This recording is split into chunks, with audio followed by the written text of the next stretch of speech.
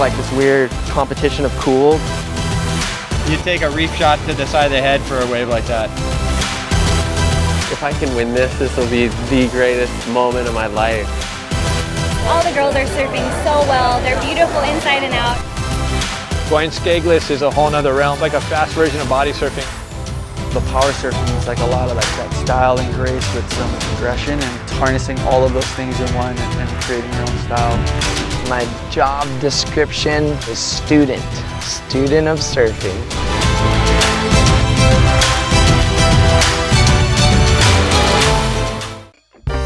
Board Stories Television is proudly produced in association with Freesurf Magazine. Subscribe today with the QR code or visit freesurfmagazine.com. Aloha and welcome to another edition of Board Stories TV. I'm Mike Latronic, along with our featured guest. This is Brent Bielman, and I've known him since he was just a wee lad. Now you're all grown up, one of the best cinematographers, photographers in the business. Brent, what do we got on this episode? Well, I grew up watching Board Stories, and on Board Stories there's always been amazing action, and I think today we got some Grom action. That's right. Tons of grounds. We got the TNC Grom Fest, and we got the Locomotion Surf in the summer. And while the kids are just about to jump out to Ala Moana Bowl for the Locomotion Surf in the summer, let's go jump the rock. The Rock? All right.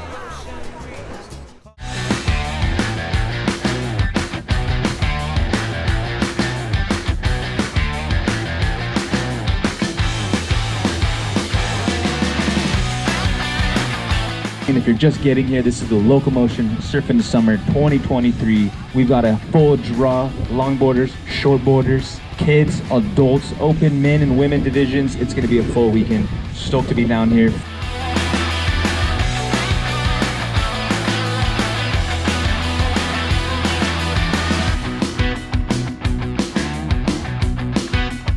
This event is just more about fun. Waves in the summer, a fun contest for all the groms to surf. 6 guys out at bowls. Everybody's ripping.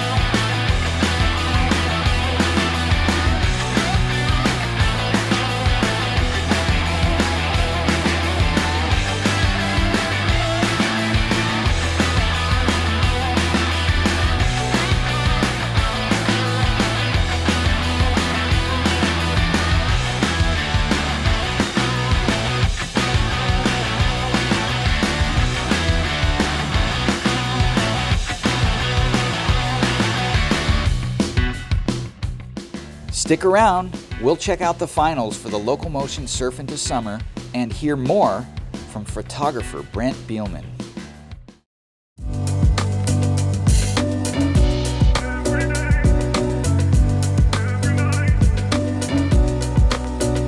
Go ahead.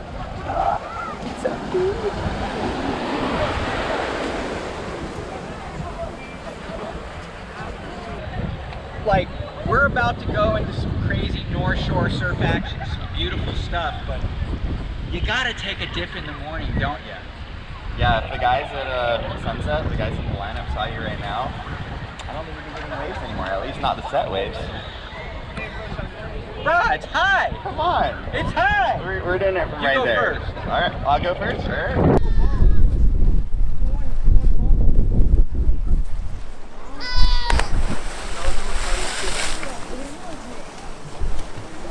Okay, so as you can see, it's time to take the dip. Yes, sir.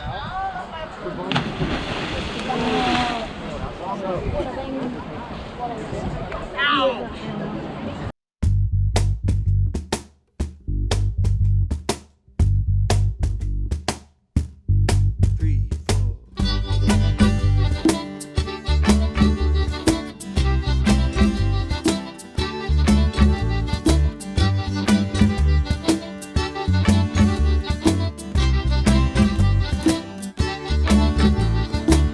Ain't nothing like a little dip in the morning.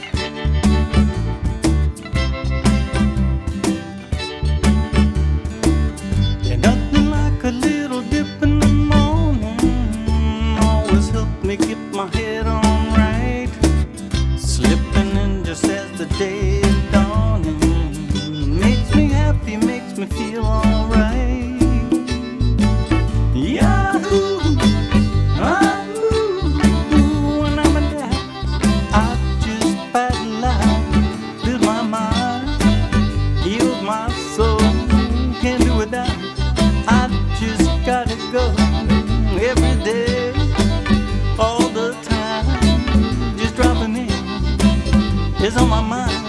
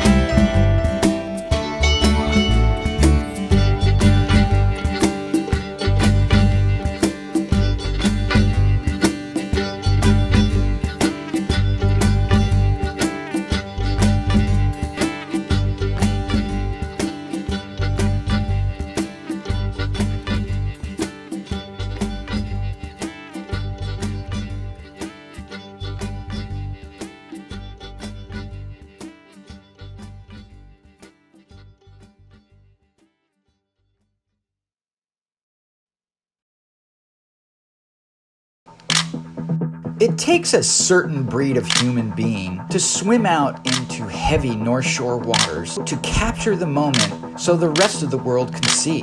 We catch up to ace lensman Brent Bielman. I always, loved being in the ocean like any kid out on the North Shore. I surfed a lot when I was young. My uncle Brian Bielman is a really well-known photographer.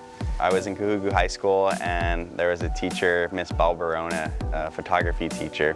I just loved it. I loved capturing moments and going in the dark room and developing the film. And I never ever thought I would make a living shooting, but I just kind of fell in love with it. I remember looking at my uncle's shots. I remember there was a shot of CJ Hobgood. It was the cover of Trans World Surf one year. I was probably in 5th grade or something. I just remember looking at it. It was at Chopu, and it was one of the heaviest waves at the time paddled. And I just couldn't wrap my head around how someone could capture an image like that. I started shooting with film. I had it was a 1D body. I think I had a 50mm because it was just the best all-around lens. From there, the digital scene kind of came on real quickly, and I think it was a Canon 10D. I bought it from my uncle. It was really low megapixels. I got a cheap housing that I found off of Craigslist that it fit inside of, and I bought a fisheye. And I remember my first trip I ever did, I went with some friends to Puerto Escondido in the summer. I had no idea what I was doing, and I got out there and it was 6 to 10 feet Puerto. And I shot as many photos as I could. I came after that session, I looked at the photos, and I was just so far away from every wave, and I had no clue. I was like, man, how do these guys like Eichner and the photos I see in the mags, how are they getting these images? And long story short, but over time, just the more I did it, the better I got, the more comfortable I got with getting closer and feeling confident. One of my first real sessions ever shooting pipe, I was at my dad's house. I came home after school, and pipe was big. It was almost maxed out, and I heard Andy had paddled out and Bruce, and my uncle came over and he was like, hey, so what, you gonna go swim out? He was kind of just stirring me up, And I didn't realize, I thought he was serious. I'm I just wanted to prove to everybody, yeah, I can shoot, I can swim out there. I ended up riding my bike down pipe with my housing, swam out, somehow made it out. It was really big. I remember, maybe it was Vince Cavateo. He's like, hey, your uncle's looking for you. Your dad's all freaked out. What the hell are you doing out here, And about an hour later, my uncle came out kind of yelling at me, dude, I don't even want to be here, but your dad was yelling at me, I guess you swam out because I said something, what are you thinking, man? I was like, yeah, I don't know. You were asking if I was gonna go shoot, so I wanted to, show you I could swim out here.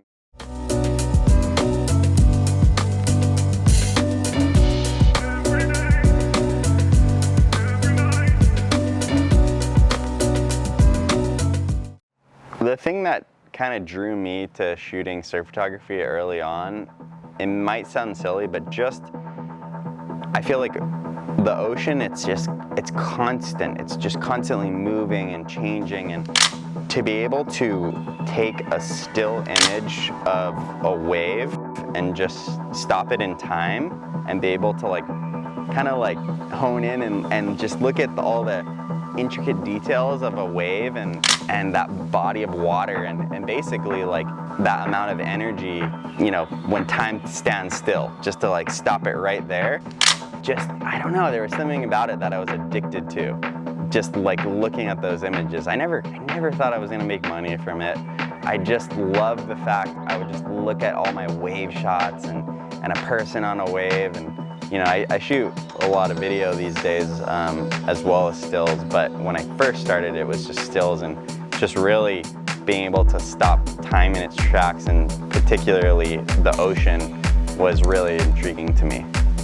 I think being a surfer as well as a photographer definitely helps a lot. I'm aware of like where I need to be on the reef.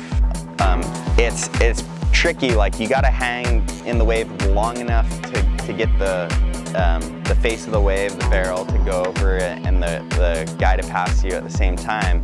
So you kind of got to know exactly what spot to be on the reef where you're not going to miss the barrel, but it's also not going to break in front of you. And that's like, it's a really small area. It's like just a little sweet spot. And I feel like I can see a wave coming and I just know like, okay, I got to swim 5 feet in, or I'm too far in, I got to swim 5 feet out. And that kind of just comes with like a lot of hours put in and a lot of poundings, you know, when I was young, and kind of the hard knocks. And nowadays, it's just a really good feeling when you're in the perfect spot and the guy goes by, and you know, even just like the angle of your wrist when you're shooting fisheye, like sometimes I know I blew it. I don't even have to look at the photo. I'm like, I was too far down. The backwash kind of hit me, and I wish I know I should have framed it and I should have been tilting more up.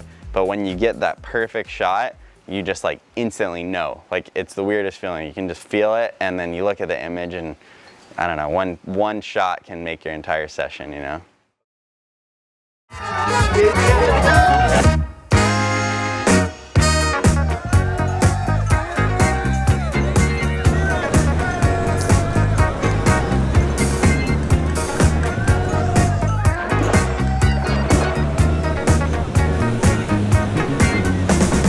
I grew up on the beach here in Waikiki. This is one of our favorite events to do growing up, so cool they're still running it, and to see like my nieces and nephews surfing in the van and just having the best time ever. It's so cool. I love it.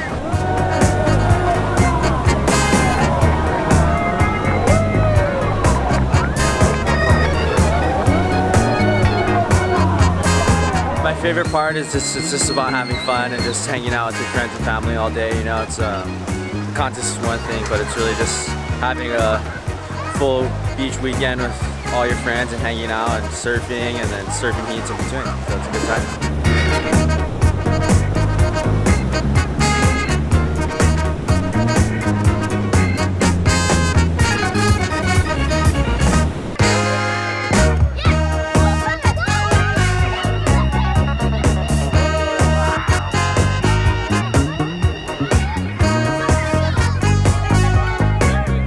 I think it's just so awesome that all the kids are so supportive of each other, and everybody's so psyched. There's so much positivity and just encouragement from the competitors too, with each other.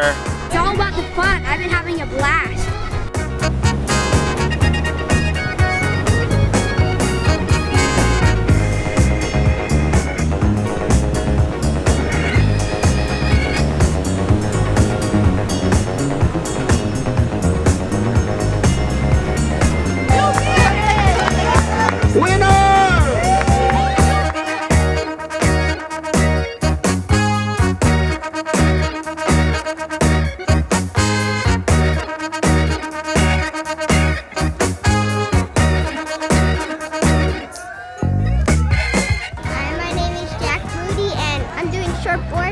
I got second place.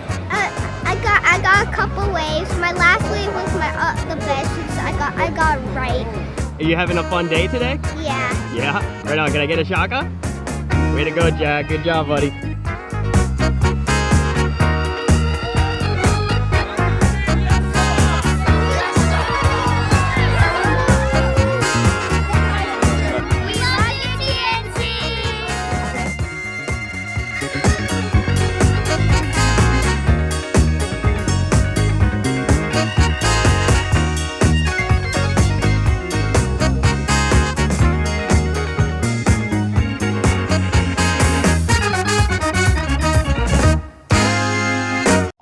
action is coming right here at Ala Moana Beach Park for the RUCA, Local Motion Surf into Summer. Basically, all the top amateurs from around the state gather right here at Ala Moana Bowl, and they vie for top honor.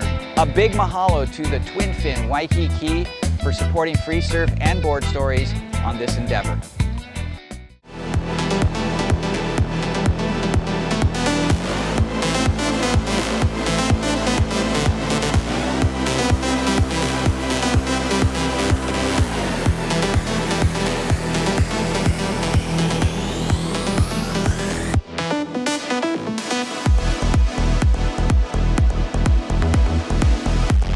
First of all, big fan of this event. Such a great legacy that Local Motion puts on here. We get a good range of surfing abilities, which is also one of the nice things I think about these type of events, opening up to competitors that don't compete all the time and aren't competing at the highest level, but still have some great skills. Conditions are a bit challenging. They're a little bit slow. When the sets come, they're really good quality sets still, so the opportunity is there. The surfers who have been a little more patient, it's paid off for them to pick off some of the better waves. We keep quality as kind of like the fundamental base behind how we score. So when we see really good technique, even if it's a little bit smaller wave, if the technique's there, they're able to get a score out of that. Obviously, if they get the more challenging wave with a more powerful section, a more critical section, and they open up into that section, that's going to represent the higher end of the scale. Keeping flow on smaller waves, you're going to get a score, but obviously, again, unloading into the bigger sections, more critical waves, are going to get the higher scores. So yeah, we keep a good eye. I mean, there's a lot of distance between us and the lineup. If they paddle too deep and they're basically trying to prevent the other guy from catching the wave, and the other guy knows that they're too deep, you know, then that's going to be his wave. But if he gets around him and gets back into that critical section and there's still open face, it's basically a kind of old school type of cowboy stuff out there. But it's really hard to do priority in 6-man heats as well.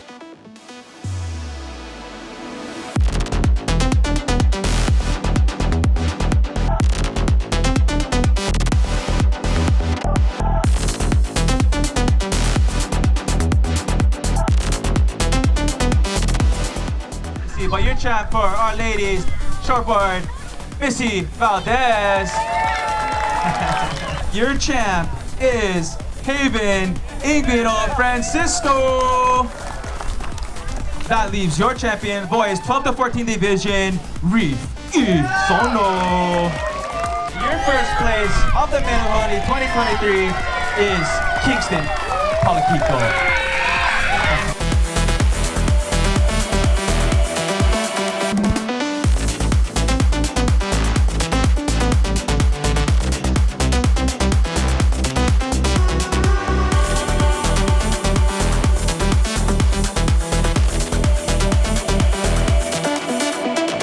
One of the charming aspects I think about this event is kind of like a surfing festival of sorts, really offering all of the different avenues in surfing to compete, bringing people together. It's a really great community vibe here. It's a great event in that way.